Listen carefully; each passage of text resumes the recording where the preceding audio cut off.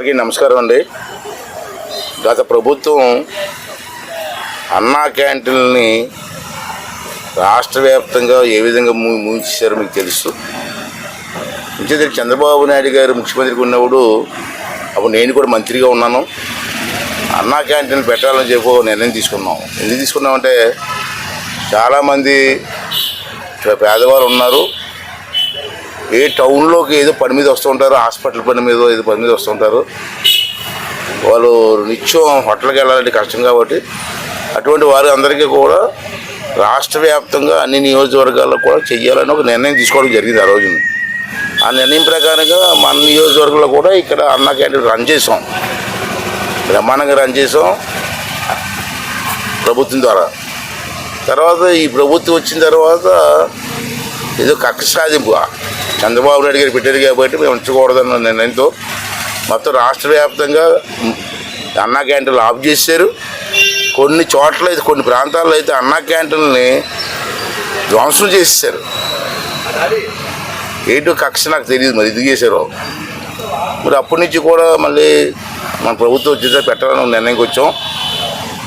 నేనైతే నర్సీపట్నంలో మాత్రం అయితే ప్రభుత్వం పెట్టకపోయినా గత ప్రభుత్వంలో నేను పెట్టాలని చెప్పి డిసైడ్ చేసుకొని ఒక వ్యాన్ తయారు చేసుకొని ఆ వ్యాన్ మీద ప్రతిరోజు కూడా ఒక 500 మందికి ₹2 భోజనం పెట్టాలని చెప్పి నిర్ణయం తీసుకొని నేనైతే కంటిన్యూ చేశాను. నాతో పాటు చాలామంది రాష్ట్రంలో ఒక 20-30 మంది ఎమ్మెల్యే క్యాండిడేట్లు అందరూ కూడా చేశారు. కొన్ని ఇబ్బందులు ఉన్నా నేను కూడా ₹2 భోజనం పెట్టి ప్రతిరోజు నర్సీపట్నంలో పెడుతున్నాం ఇప్పుడు వరకు. మళ్ళీ చంద్రబాబు గారు మొన్న ఓ నిర్ణయం తీసుకొని మళ్ళీ రాష్ట్ర వ్యాప్తంగా అన్ని నియోజకవర్గాల్లో కూడా అన్నా క్యాంటీన్లు ఓపెన్ చేయాలని చెప్పి నిర్ణయం తీసుకోవడం జరిగింది. దాని ప్రకారంగా మళ్ళీ ఈవేళ ఈ బిల్డింగ్ పూర్తిగా తయారు చేయడం జరిగింది.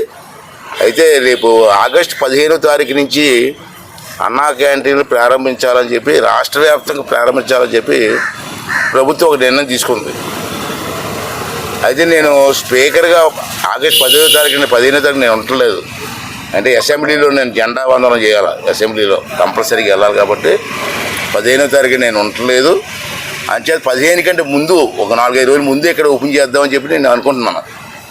ఆర్డీ గారు అంతా కూర్చొని మాట్లాడి మా నాయకులంతా కూర్చొని అంటే ఈ ఆషాఢ మాసం అయితే ఉంది ఇప్పుడు మంచిది కాదు కాబట్టి ఆషాఢ మాసం అయిపోయిన వెంటనే 15వ తారీఖు కంటే ముందు 5వ తారీఖునో 6వ తారీఖున మంచిది చూసుకొని మన నర్సీపట్నం ముందుగానే ఓపెన్ చేస్తానని చెప్పి 15వ తారీఖున ఉండలేదు కాబట్టి